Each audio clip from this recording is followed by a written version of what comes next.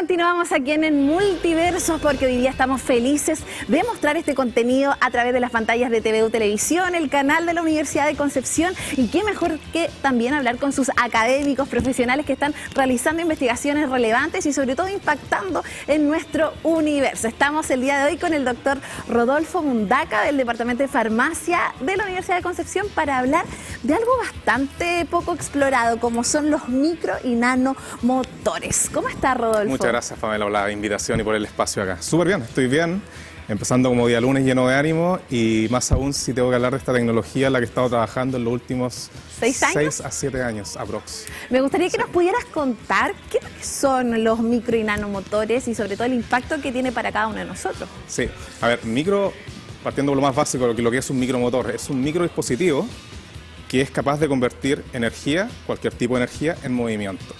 Cuando digo microdispositivo, me refiero a elementos que están en las dimensiones de 1.000.000 de veces más pequeños que lo métrico. Por ejemplo, nosotros medimos 1 metro y algo.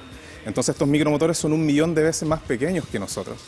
Es imposible verlos para nosotros a ojo limpio. Para poner una referencia solamente, el diámetro de un cabello en promedio son aproximadamente 100 micrómetros. Y estos micromotores miden alrededor de 10 a 20 micras, o sea, son mucho más pequeños. Nosotros no somos capaces de ver con buena resolución un cabello, o sea, un cabello en su diámetro, digamos. Ese es el tamaño para que más o menos tengamos una estimación de las dimensiones de las cuales estamos hablando. Y se mueven libremente. ¿Qué aplicaciones le estamos dando a estos dispositivos? Básicamente en lo que yo he trabajado es liberación de fármacos. Entonces, para contar un poco la película más general, estos motores van navegando por el cuerpo y van entregando el fármaco donde tienen que ser entregados.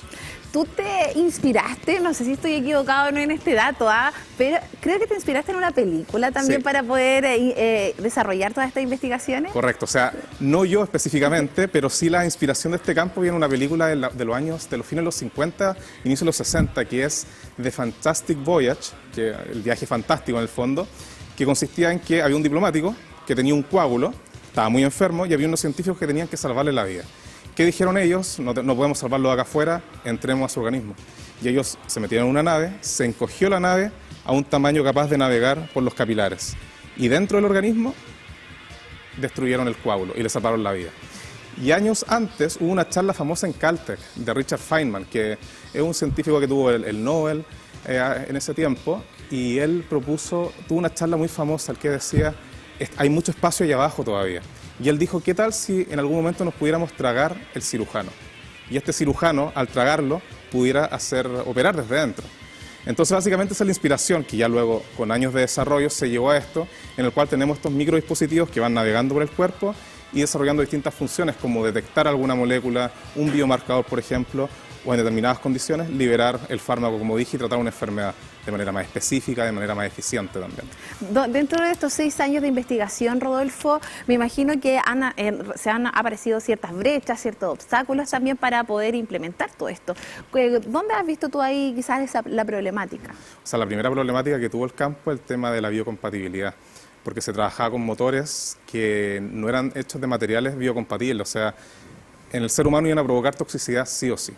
Entonces, en eso se fue avanzando. En un tramo de, no sé, 10 años, se fue avanzando a otro tipo de materiales. Y el gran desafío que hay ahora, o 2 desafíos diría yo, uno son los materiales, lo que se llaman los motores transientes, que sean capaces de hacer su pega y después desintegrarse, desaparecer. Porque de momento tenemos materiales biocompatibles, pero no biodegradables. Entonces luego se tienen que eliminar a través de las heces, a través de la orina, etc. Pero lo ideal sea que hiciera su trabajo y se destruyera. Ese es un desafío que tenemos, trabajar en los materiales.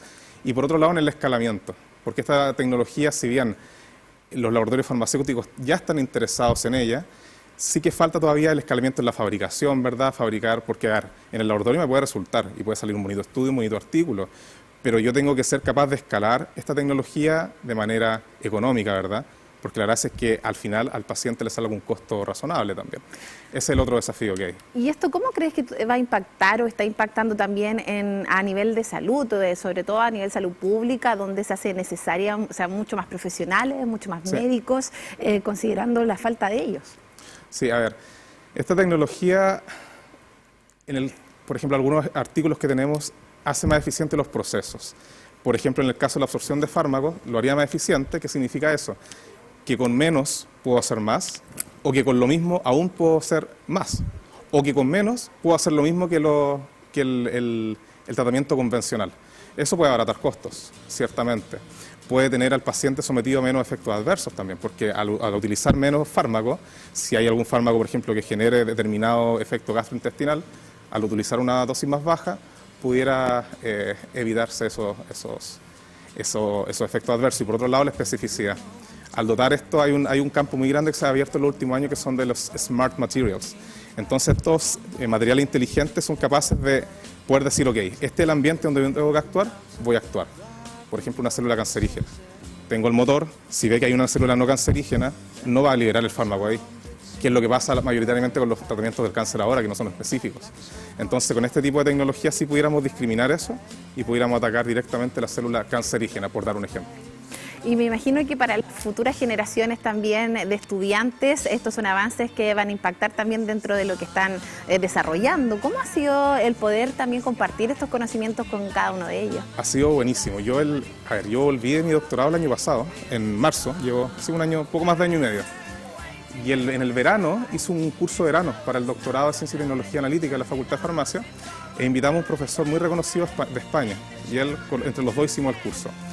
Y ese fue el primer acercamiento de nuestros estudiantes a esta tecnología. O sea, como piloto de lo que yo quiero implementar como curso en la universidad funcionó muy bien. Y ahora este semestre, justo hoy, tuve la última clase del curso micromotor en el cual hubo alumnos de farmacia, de bioquímica y de bioingeniería. Y hoy presentaron sus trabajos, les pasé literatura y están súper entusiasmados. Y ¿sabes lo más que me gusta?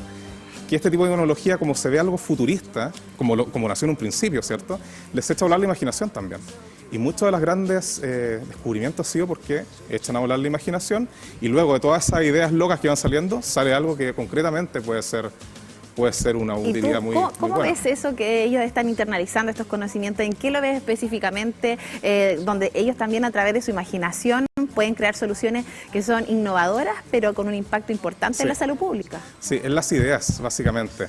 Yo he notado a lo largo del curso, yo siempre les dije, yo les quiero entregar conocimiento, pero esto también es ganancia para mí, porque probablemente esto va a significar que tenga algún tesista futuro, que tenga un grupo más grande trabajando, y ellos mismos cuando van entendiendo el campo de los motores y van leyendo más, van dando ideas súper buenas, que a mí, por ejemplo, no se me habían ocurrido. Entonces, es un círculo virtuoso en el cual participan ellos y participa uno. Y también lo mismo con respecto al aporte que pueden ser en la apertura de líneas científicas también, es súper importante porque la contribución de mente fresca, muchas veces cuando uno está muy metido en un tema, uno como que se mete en la caja y no sale de ahí. Pero de repente alguien que ve el panorama desde afuera, el bosque desde arriba, tiene más claridad para darte una solución.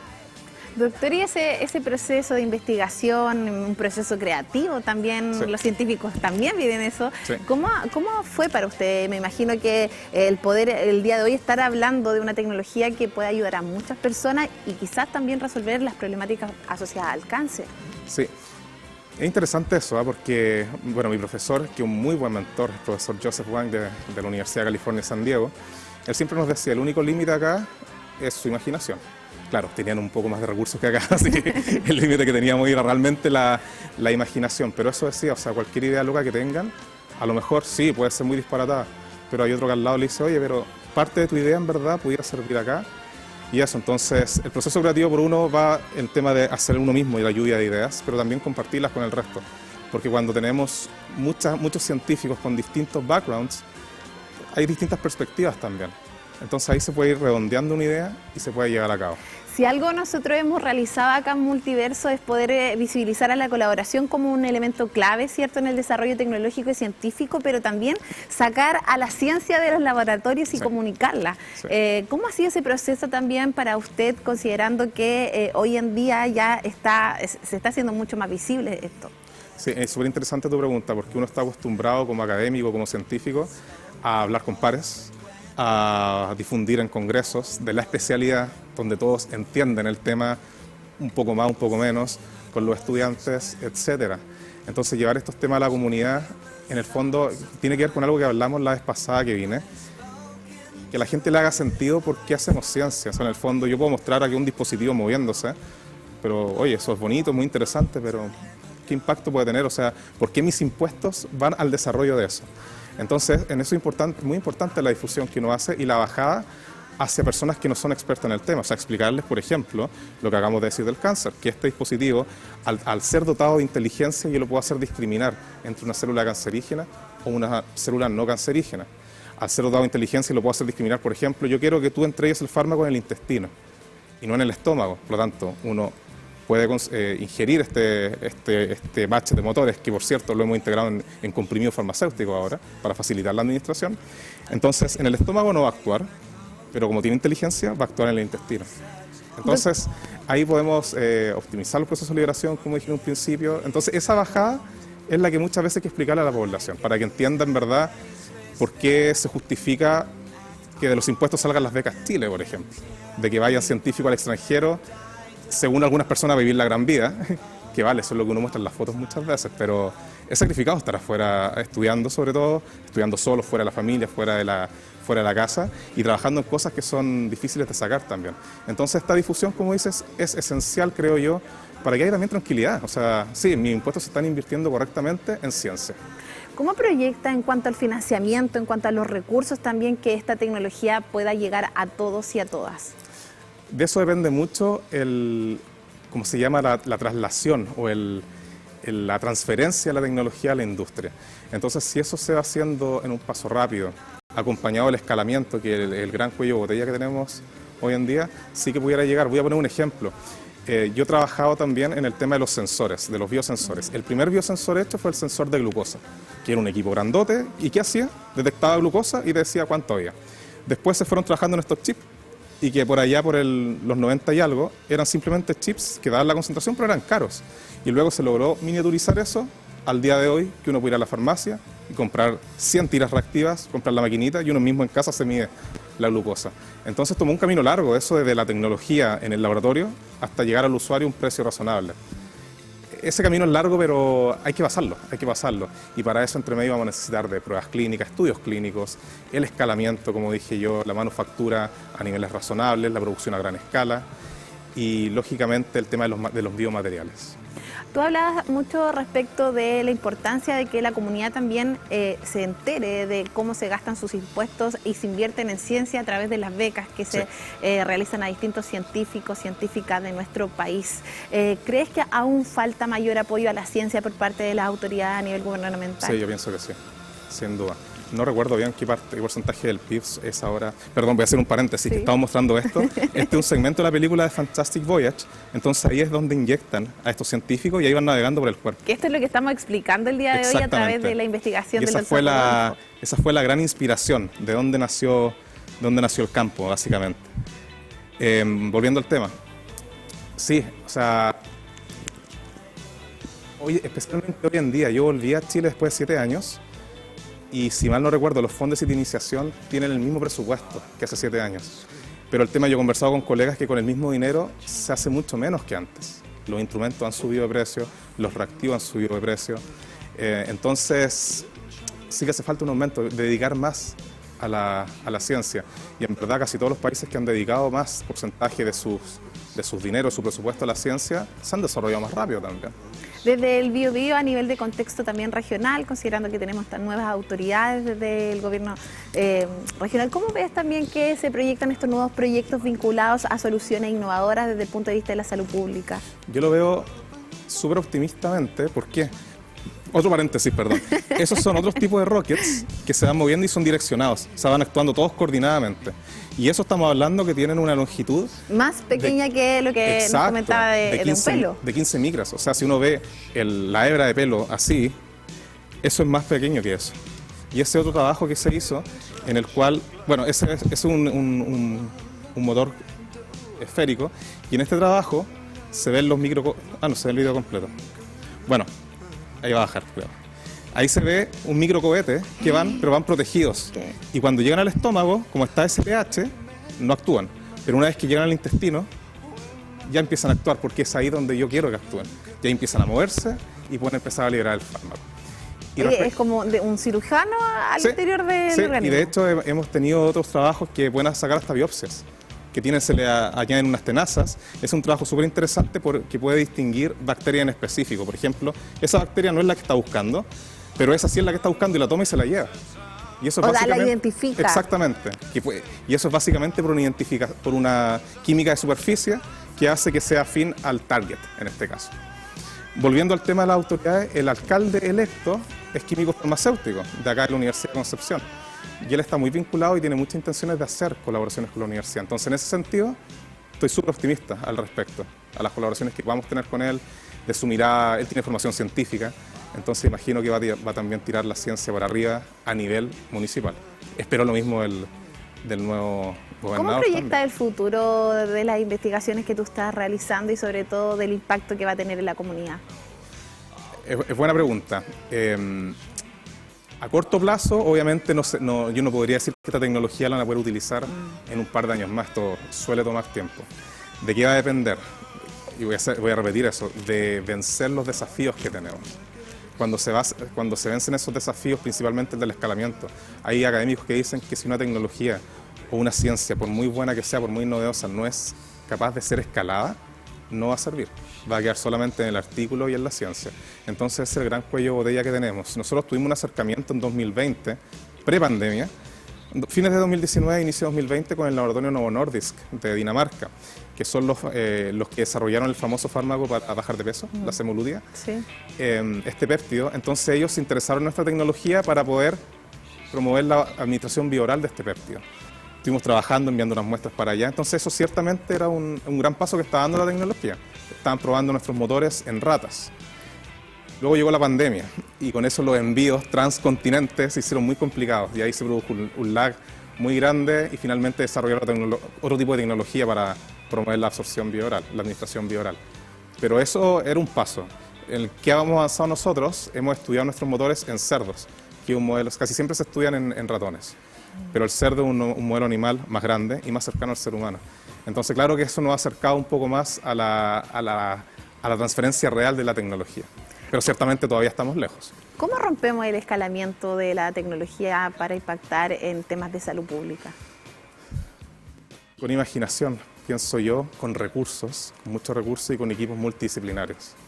Porque, por ejemplo, mi formación yo soy farmacéutico, mi doctorado es en nanoingeniería, pero no soy ingeniero en procesos, por ejemplo. Y tal vez la mirada de muchos ingenieros en procesos pudiera contribuir mucho al escalamiento de esta tecnología.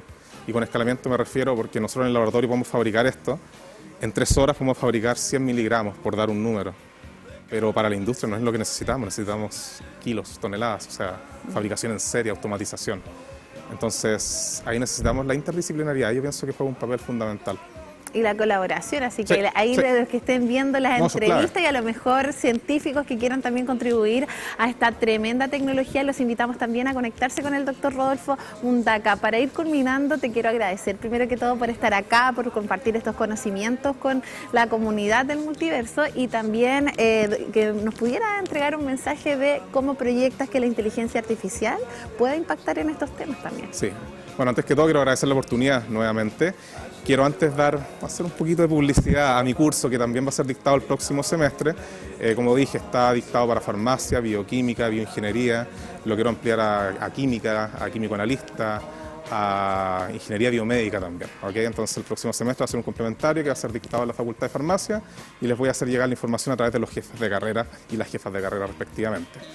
Y con respecto al impacto de inteligencia artificial, es buena pregunta y de hecho hay un artículo que salió hace un par de años que decía dentro de los desafíos de este tipo de tecnología y cómo tiene que impactar la inteligencia artificial. La inteligencia artificial en este caso nos puede mejorar todo lo que es la dotación de inteligencia, valga la redundancia, a estos motores, porque de momento solo estamos dando la inteligencia, por ejemplo, ahí con una modificación química, en la cual puede reconocer a una bacteria en ese caso y se la lleva. Pero sí que pudieran haber otros algoritmos de dotarles de aún mayor inteligencia y también el tema de la recopilación de datos. O sea, en un estudio clínico, por ejemplo, que uno hace manualmente, uno acopia datos, pero si uno se compara con la inteligencia artificial, la cantidad de datos que se puede procesar, eso es mucho mayor. Y al tener mucho mayor volumen de datos, sí que podemos sacar conclusiones más certeras, más representativas de lo que pasa en la población y así también poder plantear soluciones. Rodolfo, te quiero agradecer el día de hoy por estar con nosotros ustedes. y sobre todo a seguir invitado para unas próximas secciones del multiverso. Doctor Rodolfo Mundaca, del Departamento de Farmacia de la Universidad de Concepción, quien está trabajando ya durante más de 6 años en temas de micro y nanomotores. Así que los invitamos ya a ver esta cápsula que va a quedar también en todas nuestras multiplataformas digitales.